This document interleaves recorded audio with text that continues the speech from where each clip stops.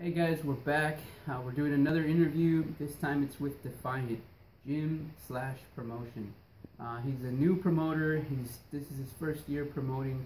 He's putting on good fights. The venues are good. Everything's well organized, and it was great to sit down with our first promoter and get both sides of the coin. One from a gym owner and opinions from a promoter. Watch it. Comment below. Contact us with ideas or if you'd like to be interviewed. Thanks. Go for it. Yeah, my name is Daniel Gutierrez. I own Defiant Gym in Burbank. Um, I run a promotion too, Defiant Promotions. It's also like in the LA area. You know, if you guys want to ever fight amateur Muay Thai. Yeah, definitely go down. The venue is huge. It's almost like a black tie event. Like I felt underdressed, but it was amazing. The fights were great. Everything was well organized. All the fights were fair. Nobody got outclassed, and everybody fought their ass off. And I gotta tell you, we felt like fucking rock stars when the announcer would say, "Hey, there's humility through pain in the corner." I mean, being a small clothing company, we're just like, "Yeah, that's us. We're famous." It was really cool, man. That's good. That's good. So we appreciate that. We'll start off with your Muay Thai experience. How long have you been training, and why is Muay Thai important to you? I've been training since I was 16, so like 18 years. About 18 years now. I trained at MTA, so all you old school guys know, like MTA, the first Muay Thai gym in America.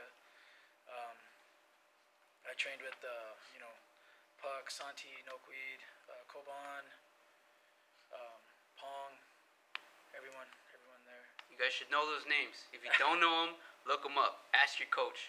Find out who they are. Yeah. Muay Thai is really important to me, actually. I signed up just like wanting to like exercise and stuff, and so I was like watching that movie Bloodsport. I'm sure like a lot of people seen that, right? Yeah. You guys know Paulo and all that. Yeah. So I saw Paulo like in Bloodsport, and I was like, oh man, I want to learn that. So I found out what it was. I was, oh, it's Muay Thai. Is there a Muay Thai gym like here in LA? And like, oh, there's one in North Hollywood. Okay, I'll go check it out. And Crew Puck was there and signed me up right away, and I never left. And there you go, man. Yeah, and it was hard to find Muay Thai in LA, especially real Muay Thai, not Taekwondo Muay Thai or Kung Fu Muay Thai. Actual, legitimate, learn why these techniques are effective in Muay Thai. So that was a long time ago. Yeah, man. Super long, man. Yeah. Super long. And Muay Thai like changed my life, man. Like it changed my life like big time. I was like just a normal person, like not too much self-confidence, whatnot, this and this, and then I started training, then I started fighting, and then everything just gets boosted up like higher and higher, and it gave me like a totally different like look on life.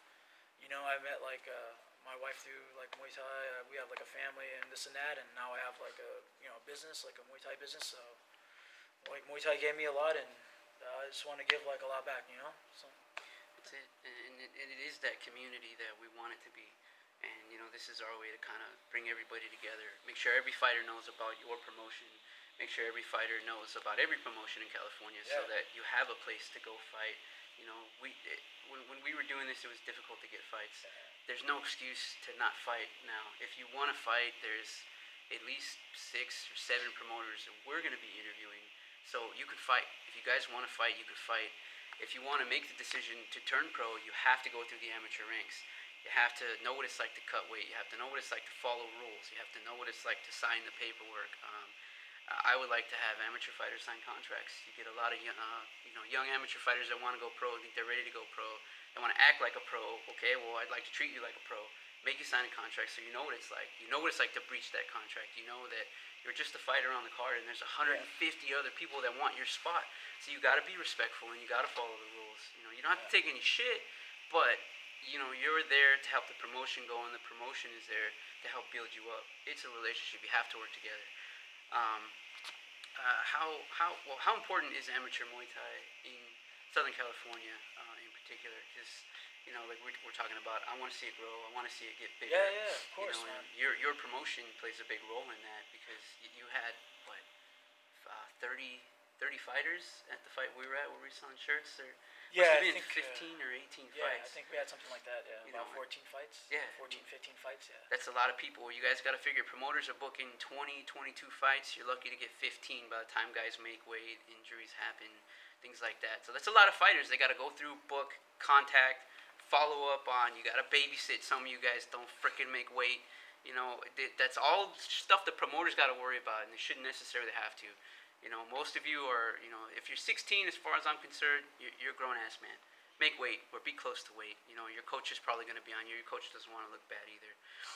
So, you know, amateur fighting, especially at promotions like this, is really important. You got to start local. You got to dominate the local scene if you want to grow. Yeah, of course. You know, yeah, you have to be good at home. You know, of course, you get comfortable, like where you're around and stuff. Yeah. But yeah, amateur Muay Thai is super important. I think, especially in Southern California. You know, we have a lot of gyms, a lot of experience just here, like in SoCal, and you know, you can see the scene growing a little bit. You know, and it needs you know, it needs outlets and stuff like that, so like where people can fight. And now there's like a ton of promotions, so it's great. You can fight like almost every week now, and it's an awesome thing. You know. But yeah, as far as like amateur fights go, like it's very important. Like especially if you wanna turn pro, like you're gonna need that experience, you know. So like in other countries, like they don't have stuff like this, you know. Like it's like B class, A class, and B class, you know, right? Like that stuff like that. You're going pro like already, you know. If you want to compete with like guys that have like 30, 40, 50, 60, 70 fights already outside the country, you know, like you have to have like that background too, you know, like you can't be having like 5 fights and expect to fight some guy that has like 60 fights, you know. Yeah. It happens. It sucks, man. So yeah, amateur fights is a good way to gain experience. You know, that's all it is. That's all amateur fights are supposed to be for anyway. It's for the experience. You know, like I said, if you want to be a pro, you fight a lot of amateurs. You gain experience, gain composure. You know, your technique gets better, your timing gets better, everything is better, right? If you just want to try it out, it's good too. You know, like, you know, you get to wear the gear. You know, get to like express yourself in the ring. Get to feel badass a little bit, right? Yeah. You know, so that's always a good thing. You know. Yeah. But yeah, I think it's really important. And it's growing a lot too, so I'm glad about that. You know, I'm glad I'm like a part of it a little bit. You know, like I was a small part anyway, so it's good. It's a hell of a bigger part than I am. You got a promotion, man. Two things that kind of run into each other. How often do you think an amateur fighter should fight, and what's your opinion on them cutting weight? Because, like I said, I have a big issue with that. Yeah, I think guys should fight every week, man. If they want to fight, then go ahead and fight. You know, if you're able to fight, go ahead and fight. I remember when I was younger, I would fight like all the time. You know, like it's just experience. Like I said, it's experience. You know, as long as you can, right? As long as you can. If you're hurt, well, that's a different story. You know, then don't take some time off, get better. You know, heal and then get back to it. You know, but all of this is practice. All this is practice for a big show. You know. Yep. It's all about going pro, right? For a lot of these guys, which is great, you know. So you want to get as much experience as possible. You know what I'm saying? You don't want to jump into going pro like not having like enough experience, because then you're gonna get so overwhelmed. You know, there's a lot of good guys out there, and you want to have like the discipline, like I said, the composure, and the experience, like to compete with them. You know. Yeah. So as much as you can, fight as much as you can. That's it. Yeah, there's a big difference when you're fighting for money, guys, and when you're just fighting for pride. Yeah. You know, when you're fighting to pay your bills, you fight a little bit harder than as an amateur. You have the luxury of being afraid. You have the luxury of making a mistake. You know, as an amateur, it's a hobby, and we are fortunate to have this hobby here. You know, in California, where we don't have any business doing Muay Thai. Really, this is a Thai sport. And we're all very lucky that it spilled over here, and we had phenomenal trainers. There are still a lot of places in the world that they don't have that, where, you know, it's subpar Muay Thai, but they don't know. They have no idea that there's better training or better places to go. Maybe some of them can't afford to go to Thailand, you know. And we're very fortunate to have had the people that we had starting it here. You know, something that, you know, I want to ask you about as a promoter.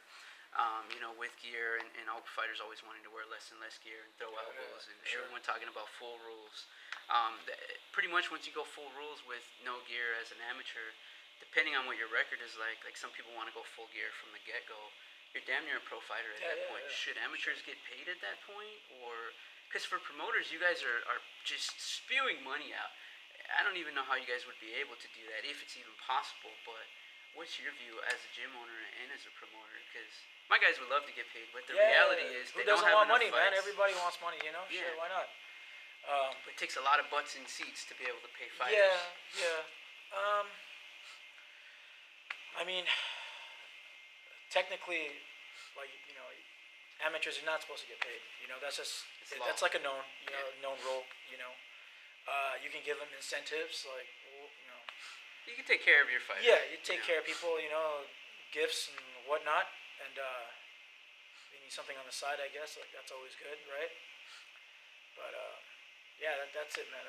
Yeah, I mean that's it. Yeah, it's a hard question. But it's a real difficult question, and it's something me and the guys talk about, and it's something I talked about with Crew Neil. You know, and we're right on the borderline of the industry's not big enough. The amateur industry is nowhere near big enough to pay fighters. But as an amateur industry, you know, I'm always arguing with IKF about rules.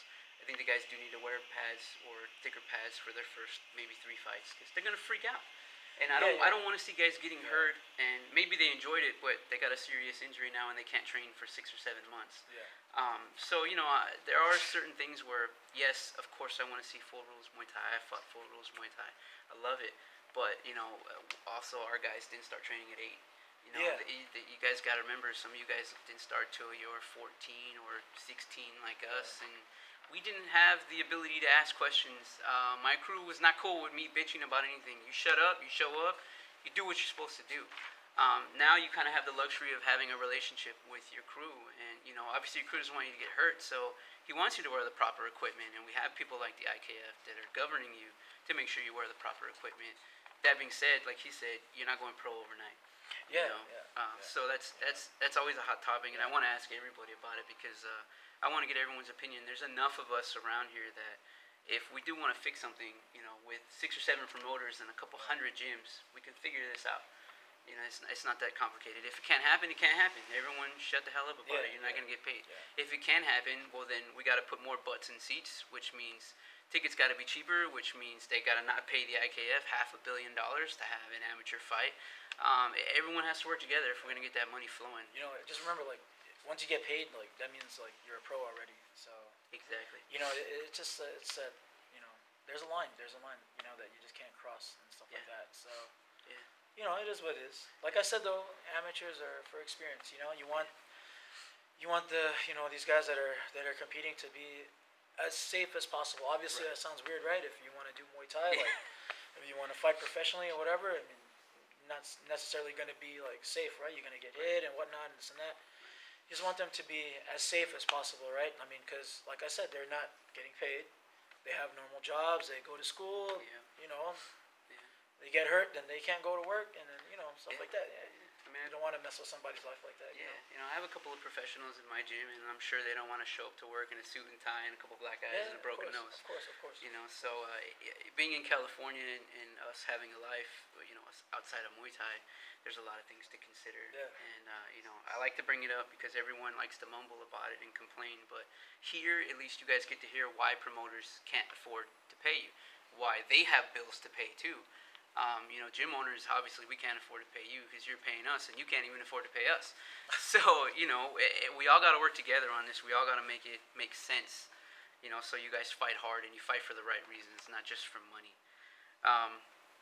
So we kind of covered fighters going pro and contracts. I want to talk a little bit about the IKF. What's been your experience with the IKF? When I talked to Crew Neil, we covered the IKF in current situation he's got, situations that I've got with them. I think they're doing some things right, and I think they're doing some things that are just sort of in the gray area. Sometimes at fights, if you need an answer to a question, you got to wait for an IKF guy to run around and find you that answer, and it's because they don't have enough. They don't have enough power to be like, no, you can't do this. They got to go ask somebody. I think there needs to be a specific rule book so that if you have a question, here's the answer. Go handle that. I think we waste a lot of time waiting for answers. Both as a gym owner and a promoter, do you run into any things like that? They're doing they're doing like some things right. You know, they have like the right intentions. You know, Yeah. they want to organize everything and such. And I think they've had the Muay Thai scene in Cali for about a little over a year now, Just about, yeah. something like that. Yeah. Yeah. So, like, you know, I don't know what it is to throw a show like without them. Like when I threw a show, like they already They took were over. established, yeah. They already yeah. So I was always talking with the IKF, you know, and they walk me through like all my shows. You know, it's chill. You know, whatever. You got to pay somebody, so they're just the guys I pay. You know what I mean? Yeah. Like I said, they try to be as organized as possible. Obviously, shit happens, you know, all the Yeah. time. So what are you gonna do? You know, you can't do much about that. Right. And then yeah, I hear like other coaches, complain or whatnot, and this. I mean, just I think anyone telling you what to do, Yeah. people already don't like. And Yeah. that's just like a general general thing. People don't ever like someone tell you, hey, don't do this, don't do that, whatever. That's just the way it is. Yeah. But like I said, they're the governing body, so whatever. But I mean, maybe a little bit more like exposure to Muay Thai, or learn Muay Thai a little bit more is, Yeah. Probably be better for everyone. Yeah. Learn more of the rules, more that's like a Muay Thai style, yeah. Yeah, Stuff like exactly. that. Yeah. Stuff like that. They have a lot of good guys like in the IKF. Crew X especially, Yeah. top notch, man. A bunch of the guys that are coming up, y'all. All you guys train Muay Thai. Like you come from like good Muay Thai backgrounds, so like awesome. So you guys do a great job and everything like that. The other guys maybe just a little bit more, bit more exposure to Muay Thai. Yeah. California or like America in general had a big kickboxing scene.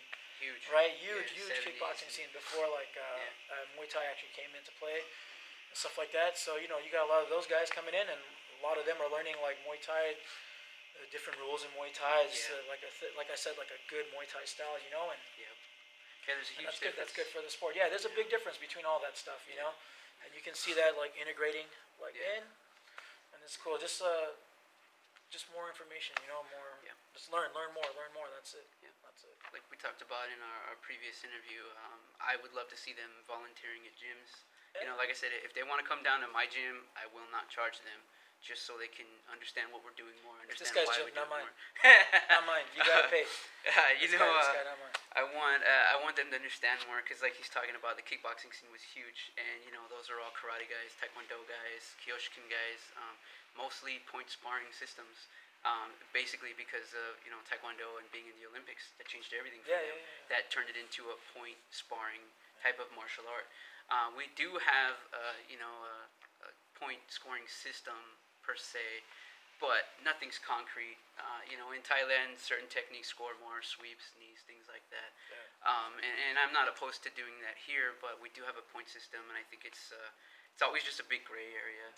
And I would like to nail that down more, and that's going to take all of us. We're all going to have to agree on that, because when your fighter loses, you're not going to be happy. You're probably going to complain, especially when it's on points. We're never happy, but I tell my guys, well, you should have knocked them out. If you didn't want to win on points, that's your fault. Don't cry to me about it. You know what to do. But it's difficult to tell a fighter that. Sometimes you got to be brutal. But I don't have the answer for this either yet. I'm always reading Australia's point system, Singapore's point system. I want to understand what they're doing. Someone's going to have an idea that we're not implementing, and it might be a good idea.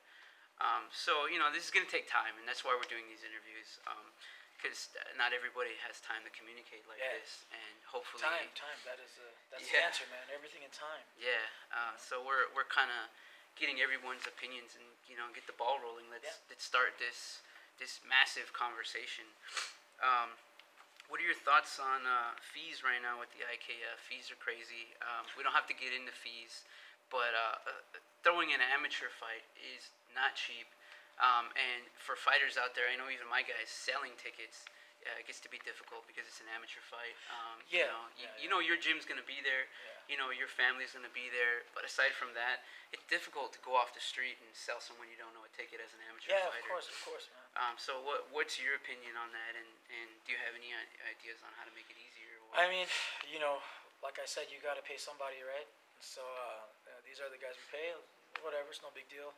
Um, you know, I wish it wasn't as expensive as it is. I mean, I'm sure everyone else does too, but you know, everyone's got to make cash. So there you go. Yeah. It is what it is. You know. As far as like you know, amateurs like selling tickets and stuff. I mean, I've been fortunate. Like the guys that come and fight like on the show, like they're really cool. You know, Yeah. all the gyms that come are really cool. So like they, you know, they try to sell like as much as they can. You know, I really don't put too much pressure on that. You know, like I think everyone. I mean, everyone has a hard time just training and like fighting, like in general. Anyway. Yeah. You know, I know that too, because like you know, a lot of my guys like we're not like super big ticket sellers either. You know, and so no, I totally understand that kind of stuff. Besides, it's the promoter's job to promote, right? So Yeah. you know, you got to do all the social media. You got to go out and tell people about your show and stuff like that. So you know, that's fine.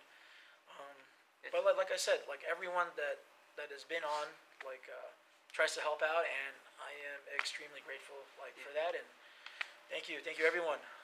Yeah. The show Yeah. we went to, that we sold shirts at, was sold out. I think.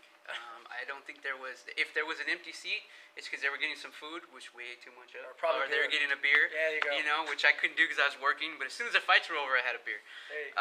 You know, the event was great. The venue was great. It was well organized. You know, but it does get to be expensive, and we Yeah. don't know why the IKF charges so much, and that's why I want to get IKF guys on here. Mainly Steve. Steve's the only one that can answer that question. But Yeah, I mean, I want to know why it's hard for him. I imagine it's difficult. They are a global organization. They know what they're doing. They probably have a better handle on this than just about anybody because they're so big. But you know, us, you know, since we got to pay for everything, and you know, you got to pay for it, which means we got to pay for stuff too. I would like to know why it costs so much. What exactly are you guys spending You know, all I of that money on? like, you know, like they have to pay like all the yeah, people there. timekeepers and all. Of course, that. man. Of course, you know, like I said, nothing is free. You know, Yeah. nothing is free. Everyone has to get paid. You know, Yeah. which is good. You know, Yeah. it's a good thing. Yeah, like I said though, I'm not opposed to it being cheaper. Yeah, you know, I've read on the IKF website that mileage is part of what you have to pay. Yeah. You know, I know the IKF is up north. You know, us specifically, we're down Yeah, south. Let's get some guys down here that maybe aren't going to charge us so much mileage. That's nice. You know, maybe a rep down here would be good. Yeah. I'd probably save a little bit and Yeah, such. You know, that's something we spoke about earlier. You know, and you know, let's find someone to Yeah. do it. It won't be that difficult. It's just someone's got to know what they're doing. Someone's Maybe, got to be trained. all in time, I guess. You Yeah, know, all in you know, time. but I don't It think takes time. anybody's either aware of it or nobody wants to do it. But the more we Yeah. talk about it, somebody will step up and do it. You know, whether it's me or you or another coach, somebody's gonna want to do it. Yeah, You know, yeah, and for that's sure. that's why I want to cover all this stuff. Certain things that you know, we talked about the point scoring system. Let's go into the equipment currently used. We covered it briefly. You know, the guys use some pretty small shin guards when they first start. You know, I like to see maybe slightly thicker shin guards for the first 1 or 2 fights. Because I always tell my guys, you know, when you train with me, you're with me for at least 8 months before we talk about fighting, and that's the bare minimum. But basically, your first fight isn't to go win. It's to go get enough information to decide if you want to do it again. Yeah. I don't really give a damn if you win the first fight, but you don't know what it's like. You don't know what it's like to be scared. You don't know what it's like to be hurt and scared. And you don't know what it's like to want to quit when someone's beating the ever-living shit out of you. Yeah. Because in the gym, you know, especially in my gym, I'm going to hurt you. I'm going to knock the wind out of you because I want you to experience it in the gym first, where you can take a knee and you can say, give me a second, that shit hurt. In a fight, you can't really do that. You know, so for the first couple of fights, you know, like the way they have it right now, I think is pretty good. You know, you got to wear your shin guards, you got to wear your headgear. When you get to throwing elbows, you got to wear elbow pads. I think that's good. Supposedly, they're going to start allowing more freedom with elbows for younger fighters.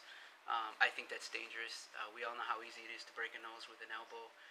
If you're under, say, 7 fights, which I think is what it is now, I think that's a good number.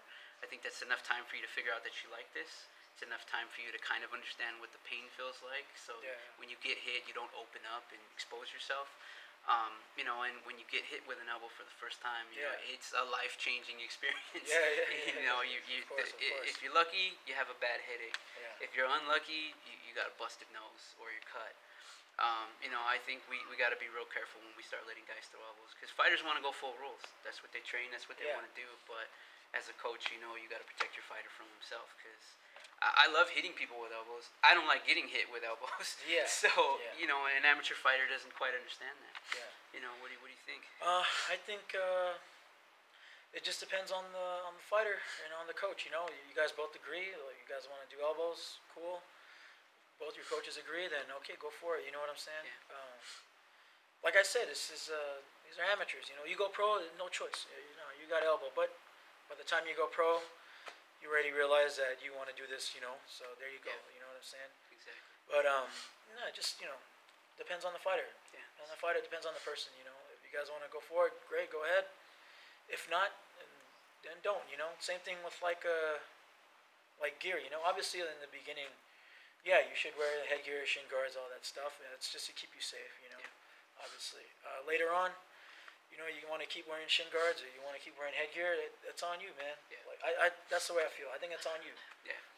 Like you don't want to take the headgear off because you got to work on Monday. You know what I'm saying? And you have a big meeting and all these guys are going to spend millions of dollars at your company. See you have a black eye and this and that. It's not the good thing, right? Yeah. So wear the headgear. Right, that's it. Just depends on the person. Yeah, that's all. That seems to be the consensus with the people that I'm talking to. If the fighters agree, and the coaches agree, I think it's fine. I know my fighter, my 145er, loves to go no gear. And the first time he did it, he lost on points, and his legs were pretty bruised up, but nothing was that bad. Yeah. He was like, "Oh, I want to do that again," and I said, "No, you lost. You're wearing headgear next time." But. He did perfectly fine, and it didn't faze him, and he loved it. Other guys might not be so lucky, but I think that's the consensus that you got to ask the fighter. The coaches got to be honest with your fighter. Yeah. If he can't handle it, if you know he's going to get hurt, if he's going to freak out, be straight up. Tell him, no, you're not ready for it. I got to tell my guys that all the time. Yeah. Sometimes they don't like it. I'm not really known for saying things the nice way. Yeah. I'm not going to say something so sugar-coated that you hear what you wanted to hear. I'm going to tell you a straightforward way that I don't want to hurt your feelings, but you're going to hear what I said, and you're not going to hear what you wanted to hear. And all my guys know that, and it's difficult when you first start training with me because, a lot of guys coming in that want to fight, and I tell them, no, you suck. I mean, fighting is, you have to be honest. You got to be honest with yourself. You got to be honest with your students, whatnot. If you're not, then someone's going to get hurt, right? And honesty is key. That's it. That's all it is. It is a martial art, just be guys. honest. Martial arts are founded. They're based on things like honesty, things like discipline. It's not hurting your feelings if it's the truth. It's just keeping you safe. And those are the kind of things that you got to man up and understand. If your coach is telling you no, you can't fight, shut up, train harder, prove to him why you should be fighting. Because he doesn't want to see you get hurt either. And promoters, they don't want to see. It's a tough spot for a promoter because you want to see that first round knockout, but then you want to see that 3-round battle where maybe you can get a rematch. So, and that's part of Muay Thai. Sometimes you get hurt, sometimes you don't. But you got to be honest with you and your skill set. Which is not a luxury we had when we were coming up. You fought whoever they put in front of you, and that was life. We have a lot of luxuries now in amateur Muay Thai, and I think we need to take advantage of those things. Question on fighters pretending to get kicked in the groin. There's times where you do get kicked. There's times where it's close. And if you've got kicked in the groin in the first round, anything near that area is going to hurt like you did get kicked in the groin. But it does happen where guys are pretending they got kicked in the nuts, either because they're scared or whatever their reason is. What are your views on that as a promoter? Because that slows down the tempo of the fight. Fighters get to cool down. Sometimes fighters take a break. I think if it's blatantly obvious, which is difficult to point out when it is, but on that rare occasion that it is, there needs to be some type of instant penalty, points taken. And I have issues with the IKF not deducting points a lot of times when they should. I mean, if you get hit low, you get hit low, You need to rest. Anyone that's ever gotten hit low, knows it sucks, So you need to recoup and stuff like that. And okay, that's fine. Sometimes, some people fake it, they get hit in the stomach or they get hit like in the inner thigh and then, it's, they get hurt. Oh, no, I got hit in the groin, whatnot, it happens, The referee can't see everything because strikes happen like this, right? Yeah. Quick. So there's only one guy, he has enough on his mind, just like trying to figure everything out, you know. And Yeah. sometimes he might miss some stuff, Yeah. and that's okay, you know. If you get hit, you get hit. You need time to recover. Everybody knows that, you know. How much time? You know, I think the limit's like 5 It's minutes. 5 minutes. Yeah. Okay, you know that's like true in every Yeah. Every in sport. every across the every board. combat sport, you know, and it's pretty good. You know, 5 minutes is a good enough time to recover. I personally don't know anyone that ever takes that long. No one really ever does, but 5 minutes is good. You know, if it's a really good shot, then yeah, you might need 5 minutes. Yeah. Yeah. Right? But You I know? mean, if it goes that long, fights usually stopped anyway. Yeah, yeah, yeah. You You know, know? and that's okay. You know, like, Yeah. so take the time to recover and then come back and then give a good show. Right? Yeah. Accidents happen. You know. I don't think anyone ever intentionally tries to hit anyone like that low. Nah.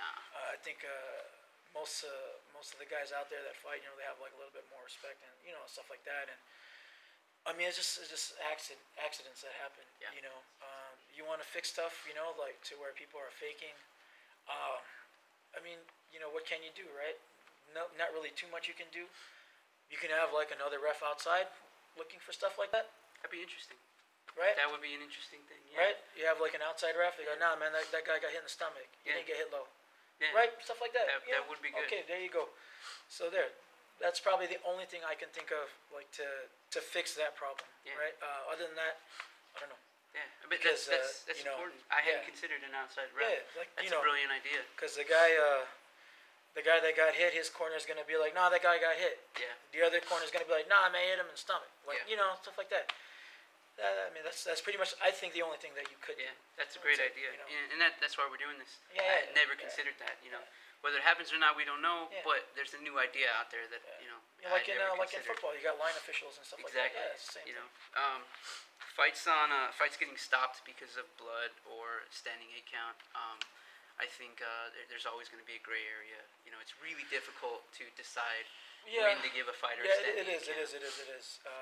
Now remember, pro fight, bleed, man, bleed until you can't go, Exactly. whatever, because there's Pro money. fight. Yeah, pro fight, Pro fight. because there's money. You want that money. You Yep. want the bonus. He needs you every want chance to win. whatever. Yeah, you want to keep going. Okay, so great, go ahead. You know, amateur fights.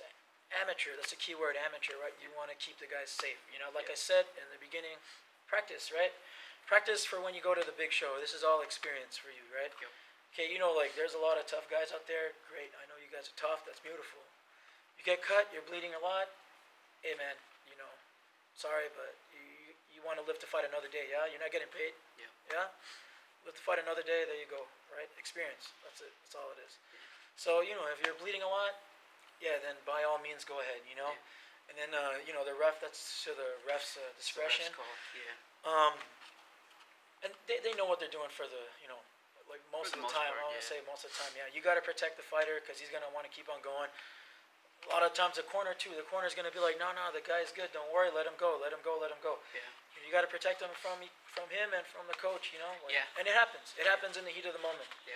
Because, you know, you have all these emotions going on in a fight, Yeah, obviously, you worked right? hard to get there. Of you don't course, want man, to of stop. course. You know, you work a lot with your fighter. You want to see him do well. You don't want to see him go out like that Yeah. or whatnot. It happens. You know, I'm guilty of that too. Yeah. What can I say? Yeah. You know, but when you stop and you think about it, like afterwards, it all makes sense, right? Amateurs, right? Yeah. Keep them safe. That's it. Just Exactly. keep them safe. Yeah, you know that's Yeah. something that I want to talk about is same thing on the cuts.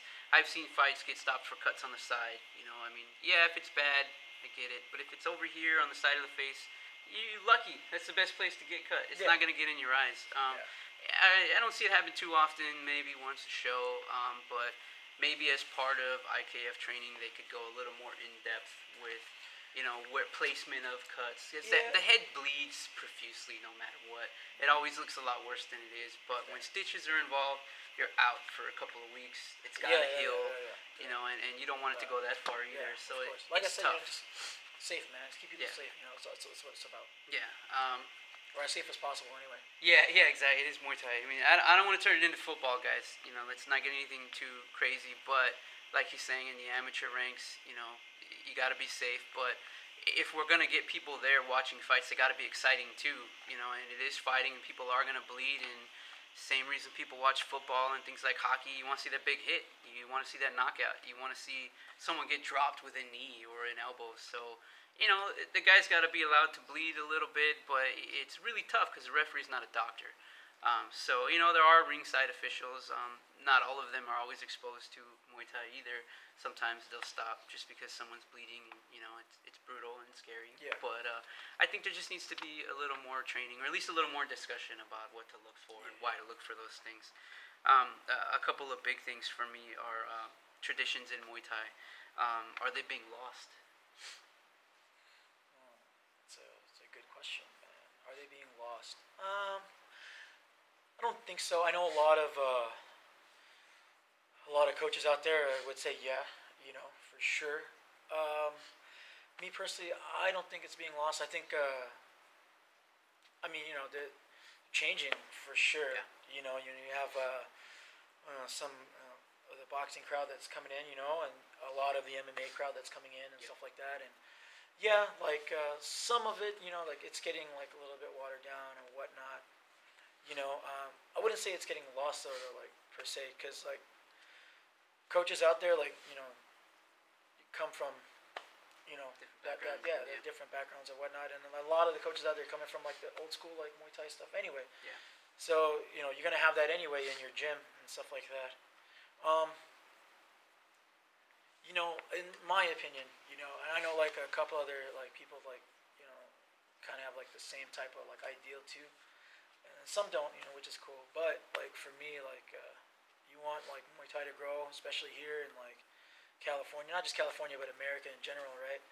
You got to build a fan base, right? Fan base first, Exactly. you know, like people want to see exciting stuff, Yeah. you know, Yeah. they want to see like the punches, the kicks, the knees, the elbows, all that stuff. You want to see a good fight, you want to see a good show, right? Yeah. So I mean that's what the focus is, I think, for the most part now, is like putting on a good show, Yeah. which is great. That's what it should be anyway, right? Yeah. You want to build like that fan base first, and then you know, like you know, introduce like a little bit more traditions and stuff like that, just for the regular fan, you know. Yeah. As far as like the fighters, I feel like, especially like all the people I've had on my show, like everyone's super respectful. They all know about Muay Thai, like, you know, white, if they want to do the white crew, go ahead. Some of them don't like it; they feel a little bit embarrassed, you know, whatnot. Yeah. And that's on them. Okay, that's fine. You know, most of them just steal the ring. That's cool too. Yeah. You know, Yeah. I mean, that's not a, you know, that's, at least they do something. You know? that's what my guys okay. do. Yeah, It's fine. mandatory. My guys have to steal the ring. Yeah. Just that's for fine, safety. Yeah. You know, You know. let's keep in mind Muay Thai is an incredibly superstitious martial art. Yeah, like, You know. like I think a lot of them, like, you know, they just feel like embarrassed, like they wouldn't do it justice or whatnot.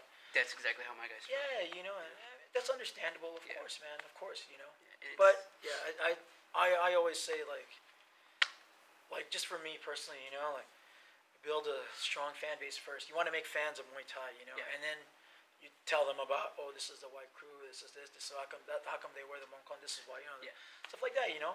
And that's how new students usually find it. They Yeah. see it and then they have questions. Yeah, exactly. If you knew what you were doing, you'd have a Yeah, gym. I know a lot of people like they think it should be the other way and this and that. It's fine too, you know. That's their ideal. It's not a, you know, not a bad ideal either. Yeah. You know, but I think it'd be easier for Muay Thai to grow in America if you build a fan base first. Yeah, You know? and that's part of why we're doing all this too. Yeah, you know, yeah, getting for sure. information out. I ask because you know, I watch Lion fights. Try to support Lion fights because it's full rules Muay Thai. They're bringing a good mixture of Thais and Americans and Europeans. Yeah. And I see what they're trying to do, and I love it. And that's the big show for us. It doesn't really get any bigger than that here in the States right now. You know, until these other promoters start growing and they're able to start doing pro shows, that changes the landscape. But I take issue with guys like I think it's Pat Miletich, constantly bitching about Muay Thai music. Don't be an announcer if you can't stand the Muay Thai music. That's a massive part of Muay Thai. You know, and he's always making little comments like that, and those things bug me. Being a Muay Thai guy, Muay Thai is all I know. Yeah, I've tried other things, didn't like them. I got my butt handed to me in the gym with Crew McPhail, and that pain just snapped something in me, and I was like, ooh, okay, I don't like feeling that, but I want to know what it's like to inflict that, you know. And that was power. That was true raw power for me that Muay Thai exposed me to, because I had tried, you know, Taekwondo. I had tried American kickboxing because that was all I was aware of at the time, you know, being 14. and they just, something wasn't there for me, and I suck at forms. I'm really bad at forms. I have a bad memory, so I couldn't remember all of that stuff. I got to Muay Thai, and it was just move forward and hurt the guy. And I thought, heck, shit, I could do that. That's fun. And that's what it was for me, and that was life after that for me. My guys they get nervous about the white crew. It's kind of considered bad luck if you screw it up, so I see why they don't want to do it. Eventually, you guys are going to have to do it. You have to. My guys at my gym, you're doing it. But, I completely understand why they don't want to screw it up. The first time I did it, I puked before my fight. I was more nervous about screwing up the white crew than losing the fight. Because not being Thai and doing a Thai martial art, I don't want to be disrespectful. So, I get being nervous, and, all that stuff is cool. A big issue that I have, which is growing all over the globe, is ranking systems in Muay Thai. Yes, you need one. Yes. What do you think about it? Because I personally don't like it.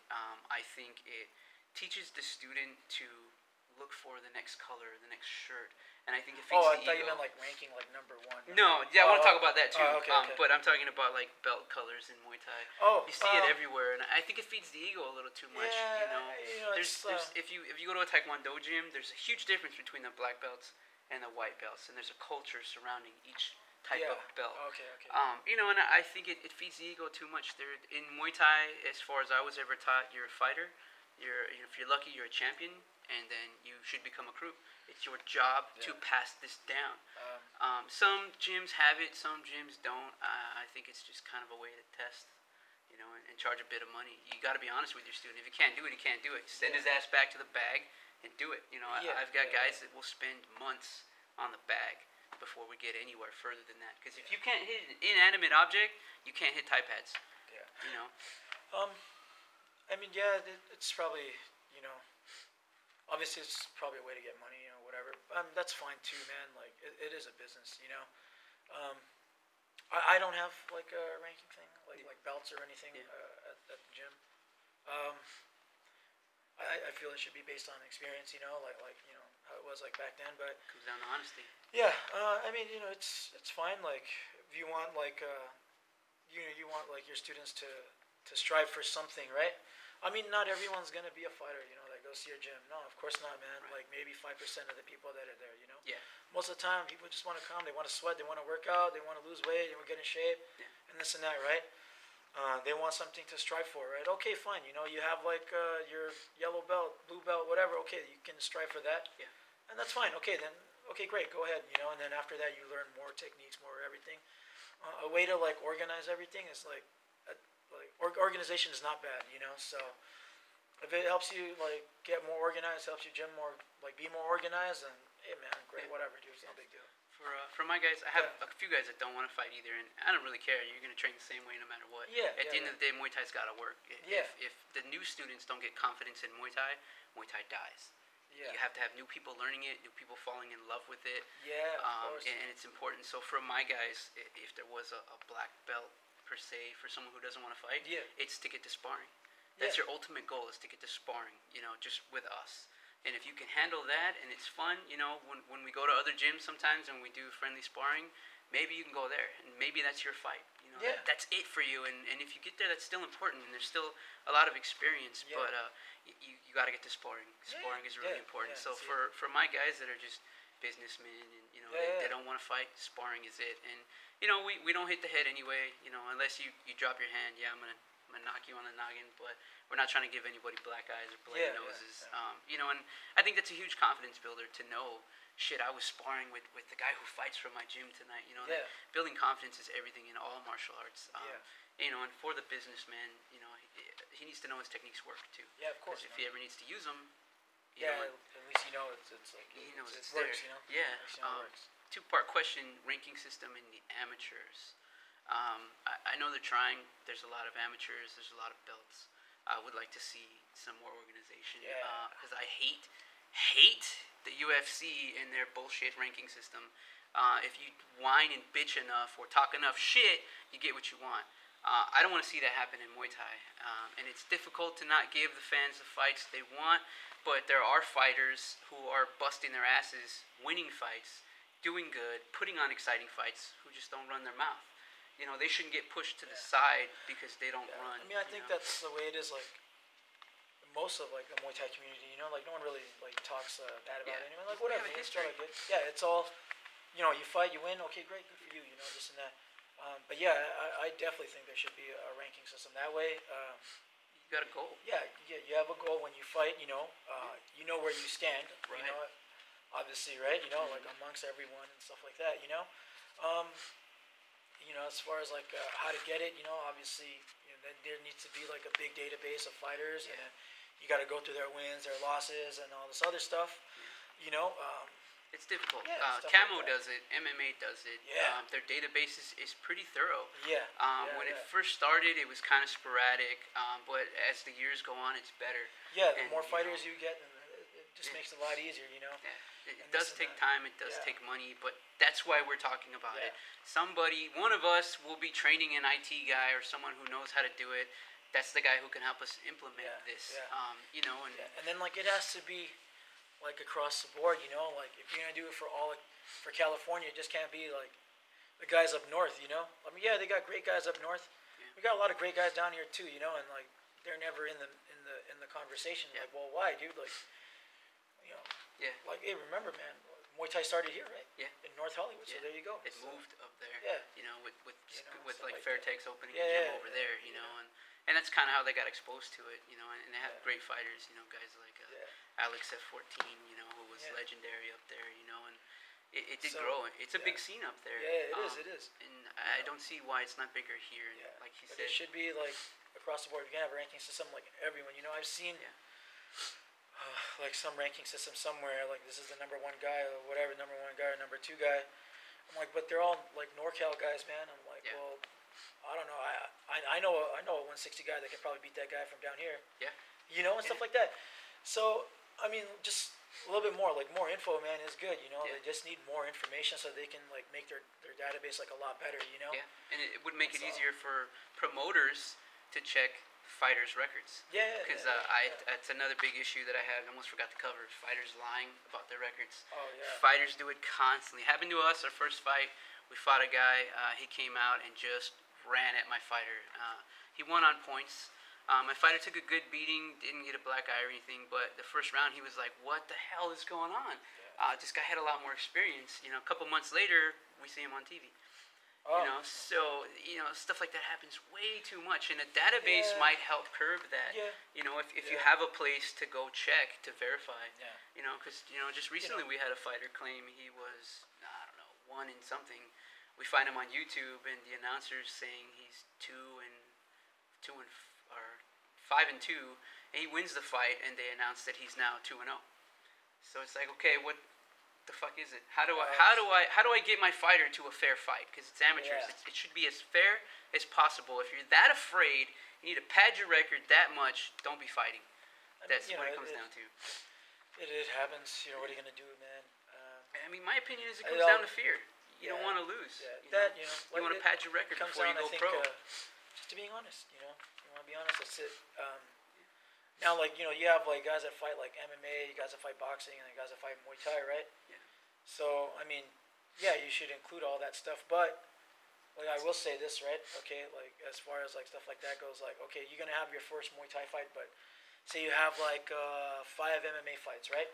Well, let's say this. Let's say, like, you don't strike, man. All your MMA fights are by submission. You're a jiu-jitsu guy. Yeah. You want to try your first ever Muay Thai fight, like, all stand-up. Yeah. Are you going to fight a guy that's 5-0 in Muay Thai? Exactly. No, that doesn't seem fair, It's a huge experience. Yeah, it's a little bit different, right? You know, you're going to get hit, you're going to get kicked, you can't rely on taking the guy to the ground, stuff like that, right? Now, you could do it with boxing too, right? Yep. Okay, so let's say you have like 6 boxing fights, like amateur boxing fights. Great, so your hands are probably good, right? Good for you, Yeah. But what happens when you get clinched and kneed? What happens when you get low kick? Stuff shit. like that, you know what I'm saying? Like, what happens when you try to duck a punch and you get kneed, like, in the face, right? Stuff like that. Yep. Like this boxer that has like 6 fights, he's gonna fight a guy that's like 6-0 in Muay Thai too? Nah, man, it doesn't seem right, Yeah. So you got to take that into consideration. Like, okay, you can fight a guy that has like a few fights, and that's okay. Because it is still a fight. But So you still that have like experience keeps you calm. exactly. But like, like you can't, like, I know, like, sometimes, like, they have a guy like, nah, man, he's got like 10 MMA fights. Yeah, but they're all submission wins, bro. He's a jiu-jitsu guy. He's a brown belt in jiu-jitsu or whatever. Yeah. Like, he doesn't know what it is to get hit in the face. Doesn't know this and this, And that leg kick changes like, a lot of minds. No, like, he's got to fight a guy with more experience. Well, you're gonna put him a guy that has like 6 or more fights. He's gonna get knocked out, and then what? Yeah. You just like screwed this guy over. And now you shook his confidence. Yeah. And that's not cool. That's why we have humility through pain. That this means a lot of things. And that's a good point. Fighters who, obviously there's a lot of MMA guys that want to do a Muay Thai fight because they can't find an MMA fight at the time. Yeah, so or they just pick up a Muay Thai to fight. brush up on their technique. Like a lot of MMA guys, they want to do like amateur Muay Thai fights because, like I said, the amateurs, you want to go pro, right? So they want to go pro. They want to make sure before they go pro, like they know how to strike like somewhat, before they go into everything. And that's fair. That's fine. Like, get all the experience you can. It'll make you a better MMA fighter. But remember, you're stepping into the Muay Thai world. Rules don't change because you're an MMA fighter. You got to follow our rules, clinch rules, knee, all of that stuff. Don't try to lay there. It's different. In MMA, you get hurt, you can take them down. You sort of get to rest, but not really because you're still working. But it's a whole other kind of cardio. That's one of the things that I loved about Muay Thai is everywhere's dangerous. Yeah. You stand too far back, you're going to catch a kick to the head. You're too close, there's an elbow. You get a little closer, there's a knee, where you're going to get dumped.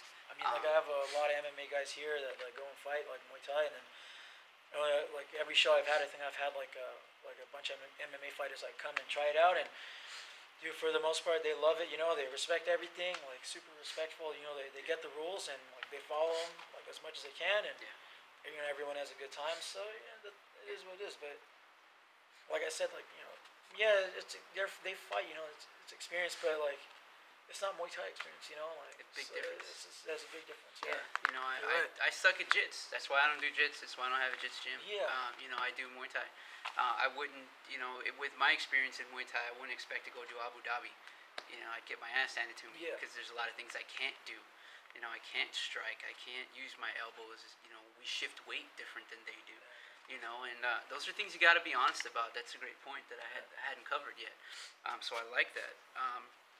What are your hopes for Muay Thai in the future? Whether it's this year or 5 years from now, what do you want to see it become?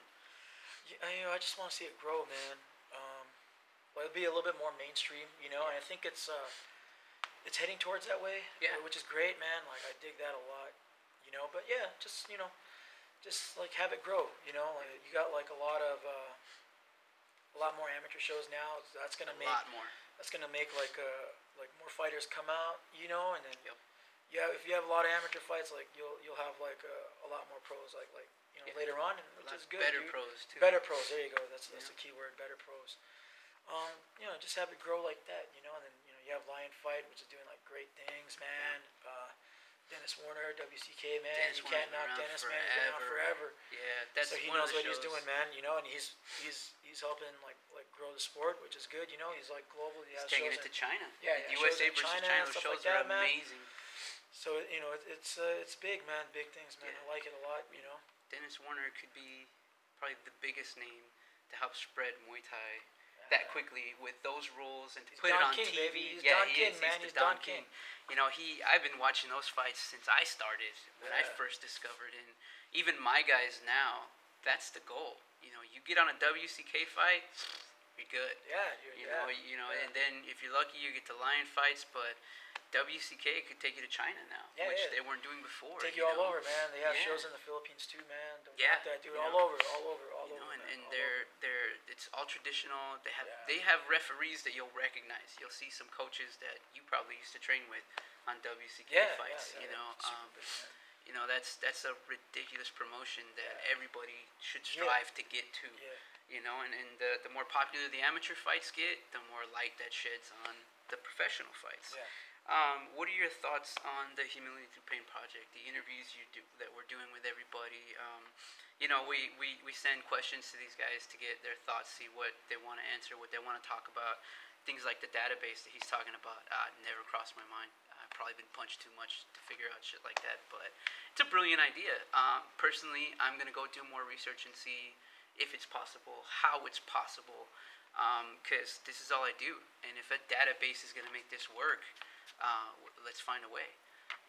So what do you think about the project that we're doing? I think it's really cool, man. I think it's a good thing. It's a smart thing, anything to help bring more awareness to Muay Thai is awesome. That'll just help everything grow. It's beautiful, man. I think you're doing good things, man. So Thanks, I hope everything works out really good. Thank you. Yeah. When you see our name, Humility Through Pain, to us it means a lot of things. But what does it mean to you, being an old Muay Thai guy? You don't have any gray hair yet, but you're still an old Muay Thai guy. I just I think maybe the one key word that comes to mind is character. Right? So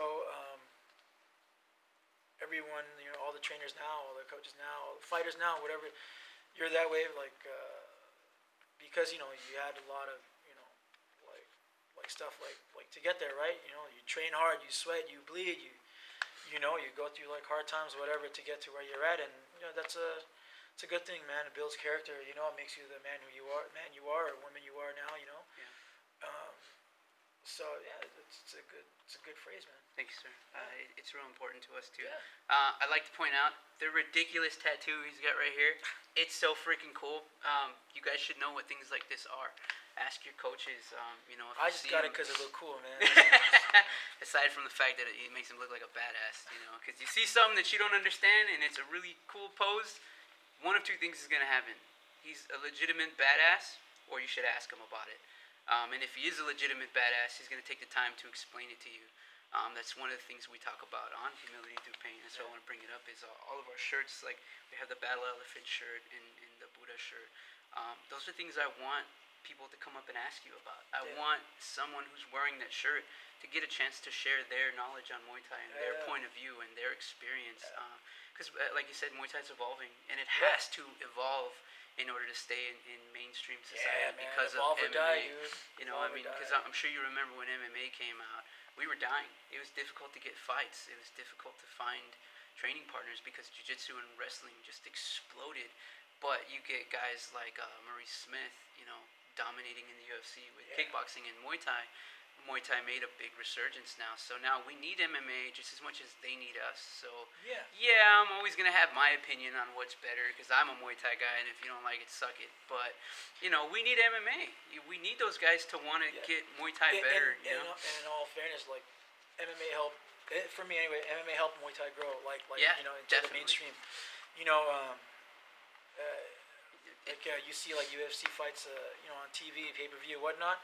Stand-up is Muay Thai for the most part, right? And what do they say? Oh, man, great Muay Thai, this and that. And they're like, well, there you go. You just had Joe Rogan say Muay Thai to over a million people, and there you go, man. So, like I said, it helped it grow, It did. It was what we needed. We needed it to grow, and MMA needs Muay Thai, so that their striking is good. And, you see wrestlers, jits guys, they're going into MMA, into Muay Thai gyms, to help their striking.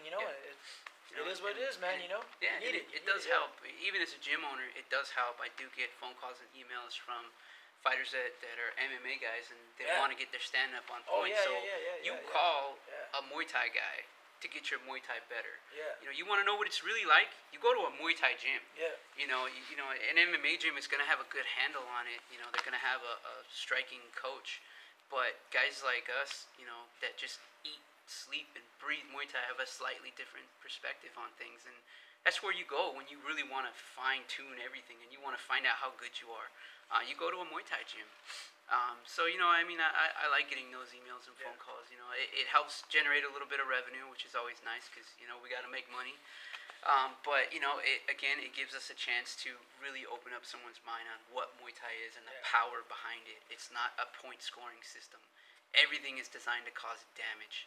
And that does get lost in MMA because everyone hits and moves. You're avoiding this and you're avoiding that. Muay Thai is all about power. Nothing about this is, let me tap you here. It's all about I'm gonna hit this and I'm gonna break it. And then anytime I get a chance to talk to a jits guy or a wrestler guy or an MMA guy, that's always the first thing I tell them. Same thing happens when I talk to a jits guy that comes in. They're always telling me something about jits that I don't know because I didn't spend half my life studying that. I have a Taekwondo guy. I love talking to my guys about Taekwondo because at its highest levels, it's fucking insane. Oh yeah. But those are things I don't know. you know, and I think by growing and evolving and talking to these guys and, you know, swapping techniques and adding them is just going to make this, you know, an incredibly dominant force in fighting, you know. That's pretty much all we have. Thank you so much for being part of this project. I really appreciate your time.